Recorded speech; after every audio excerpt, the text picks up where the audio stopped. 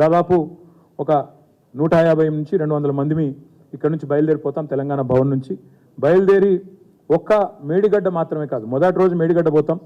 ఆ తర్వాత తెలంగాణకు కామధేనువుగా ఉన్న కాళేశ్వరం ప్రాజెక్టును దశల వారీగా ప్రజలకు మళ్ళొక్కసారి ఆవిష్కృతం చేస్తూ వాళ్ళ మనసులో ఉండే అనుమానాలు నివృత్తి చేస్తూ కాళేశ్వరం అంటే ఒక బరాజ్ కాదు, ఎంత సమగ్రమైన ప్రాజెక్టో వారికి వివరించి ముందుకు పోతాం. సిఎంఆర్ షాపింగ్ మాల్ మన హైట్ నగర్ లో భాగ్యలతా కమాన్ పక్కన ఫిబ్రవరి 29న ప్రముఖ సినీ తారలచే గొప్ప ప్రారంభం. సరే, ఇప్పుడు జరుగుతున్న కుట్ర గురించి కూడా మీకు చెప్పవలసిన బాధ్యత, ప్రజలకు కూడా చెప్పవలసిన బాధ్యత మా మీద ఉంది.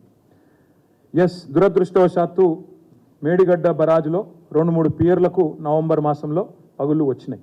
కానీ ఇదేం మొదటిసారి కాదండి, ఇదేదో చరిత్రలో ఎన్నడూ జరగంది, ఏదో మొదటిసారి జరిగింది కాదు. ఇది ఫరక్కా బ్యారేజ్ వెస్ట్ బెంగాల్లో ఫరక్కా బ్యారేజ్లో అండర్ కన్స్ట్రక్షన్ ఉన్నప్పుడే బ్రిడ్జ్ కొలాప్స్ అయింది. అక్కడ 3 చనిపోయారు, 2 చనిపోయారు. తర్వాత దాన్ని తిరిగి మరి వాళ్ళే పునర్నిర్మాణం చేసినారు. అదేవిధంగా ఇదే కాంగ్రెస్ ప్రభుత్వ హయాంలో ఆనాడు మరి అప్పటి కాంగ్రెస్ ప్రభుత్వం కడెం ప్రాజెక్టు కట్టినప్పుడు కూడా మొత్తంగా ఆనాడు కడెం ప్రాజెక్ట్ కొట్టుకుపోయిన పరిస్థితి 1950వ దశకంలో. మా అక్క గుర్తు చేస్తూ ఉంది, గుండ్లవాగు, ములుగు నియోజకవర్గం గోవిందరావుపేట మండలం గుండ్లవాగు అని ప్రాజెక్ట్ కట్టినారు. మా రమణారెడ్డి గారు కూడా చెప్తా ఉండే, ఇప్పుడే సత్యవతి గారు కూడా చెప్తా ఉండే. 2006-7 ప్రాంతంలో అప్పుడు రాజశేఖర రెడ్డి గారు ముఖ్యమంత్రిగా దానికి మరి పునాది రాయి వేస్తే ఆ రోజు సంవత్సరం తిరగకుండానే 2 సార్లు కొట్టుకుపోయింది, ఒకసారి కాదు, గుండ్లవాగు ప్రాజెక్టు. ఇది వాస్తవం కాదా? ఈరోజు మంత్రిగా ఉన్న సీతక్క గారు ఆ రోజు అప్పుడు ఓడిపోయి ఉన్నారు, శాసనసభ్యురాలుగా పోటీ చేసి ఓడిపోయి ఉన్నారు. వారు వరంగల్ నుంచి గుండ్లవాగు ప్రాజెక్టు దాకా గోవిందరావుపేట దాకా పాదయాత్ర చేసి ధర్నాలు చేసి నాన్న రాద్ధాంతం చేసిన మాట వాస్తవం కాదా? ఇది మీ కాంగ్రెస్ ప్రభుత్వంలో జరగలేదా? ఇదేమన్నా కొత్త? మూసీ ప్రాజెక్టుకు గేట్లు కొట్టుకపోలేదా? పులిచింతలలో సమస్యలు రాలేదా? ప్రకాశం బరాజులో సమస్యలు రాలేదా? ధవళేశ్వరంలో సమస్యలు రాలేదా? ఈ దేశంలో సాగునీటి ప్రాజెక్టులు కట్టినప్పుడు ఎక్కడన్నా సమస్యలు వస్తే వాటిని ఎట్లా పరిష్కరించాలనే ఓర్పు నేర్పు ఉండాలా?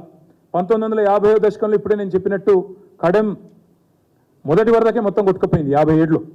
మళ్ళీ పునర్నిర్మాణం చేసినారు ప్రభుత్వ ఖర్చుతో. గత ఏడాది కూడా ఓవర్ఫ్లో వచ్చి దాదాపు కొట్టుకుపోయినంత పని అయింది కడెం ప్రాజెక్ట్. కానీ మేమేం నిందించలేదే, కడెం కట్టిన వాళ్ళదే తప్పు అని ఈరోజు మేము నిందించలేదు. దేవాదులలో పైప్ లైన్లు, గూడెం లిఫ్ట్ పైప్ లైన్లు మోటార్ లాంచ్ చేస్తే పటాకుల్లాగా పేలిపోయినాయి. ఒకసారి కాదు, 4-5 సార్లు జరిగింది. కానీ ఎప్పటికప్పుడు అప్పుడున్న ప్రభుత్వం దాన్ని పునరుద్ధరిస్తూ పోయింది. దేవాదుల ఫేజ్ 3లో టనల్ మొత్తం కూలిపోయింది. టనల్ పునరుద్ధరించడానికి ప్రయత్నం చేసినాం మా ప్రభుత్వం వచ్చినాక, కానీ అది సాధ్యం కాదు. దానివల్ల రామప్ప దేవాలయానికి కూడా ముప్పు వస్తుంది అంటే ప్రత్యామ్నాయంగా టనల్ని వదిలేసి, ఇక పోయిన ఖర్చు పోయింది, అన్ప్రొడక్టివ్ ఇన్వెస్ట్మెంట్ అని చెప్పి వదిలేసి పైప్ లైన్ నిర్మాణం కూడా ప్రత్యామ్నాయంగా చేయడం జరిగింది. మూసీ గేట్లు కొట్టుకుపోయినాయి, ఇప్పుడే నేను చెప్పినట్టు. సింగూరు డ్యామ్ గేట్లు కూడా కొట్టుకుపోయినాయి, దామోదర రాజనరసింహ గారి జిల్లా, ఆయన కాన్స్టిట్యున్సీ. ములుగులో ఇప్పుడే నేను చెప్పినట్టు అక్కడ గుండ్లవాగు ప్రాజెక్టు కొట్టుకుపోయింది. నిజామాబాద్ జిల్లాలో కౌలాసనాల మట్టికట్ట మొత్తం కొట్టుకుపోయింది. వరంగల్ జిల్లాలో ఆనాడు పాలెం వాగు కడితే 2 సార్లు మట్టికట్ట కొట్టుకపోలేదా? మా ప్రభుత్వం ఎన్నడో కట్టిన సర్ఫేస్ వేర్ని గార్జ్లోకి మార్చిన తర్వాత మళ్ళీ ఆ డ్యామ్ నిలబడ్డది తప్ప మొత్తం ఇది కొట్టుకపోలేదా? వరంగల్ జిల్లాలో పాలెం ప్రాజెక్టు. ఇక వేరే రాష్ట్రాల్లో అయితే లెక్కలేదు. ఇంకా ఇప్పుడు నేను చెప్పిన మన రాష్ట్రంలో ఉంది. వేరే రాష్ట్రాల్లో గుజరాత్లో మత్సు అనే డ్యాంలో 79లో కూలిపోతే 2000 మంది చనిపోయినారు. మత్సు అనే డ్యామ్ గుజరాత్లో 1979లో కూలిపోతే 2000 మంది మరణించిన ఒక దుర్ఘటన కూడా మన దేశంలోనే జరిగింది. కడప జిల్లాలో పోతులూరి వీరబ్రహ్మేంద్ర స్వామి డ్యామ్ను 2005-6లో తొలిసారి నింపినారు. 2022లో లీకేజ్ వచ్చింది, దానికి మళ్ళీ రిపేర్ చేసి వాళ్ళు నడుపుతూ ఉన్నారు. పోలవరం డయాఫ్రామ్ వాల్ కూడా దెబ్బతింటే దాన్ని కూడా రిపేర్ చేస్తూ ఉన్నారు. సిక్కింలో, వెస్ట్ బెంగాల్లో తీస్తా నది మీద గత ఏడాది వరదలకు అక్కడ డ్యామ్లు దెబ్బతిన్నాయి.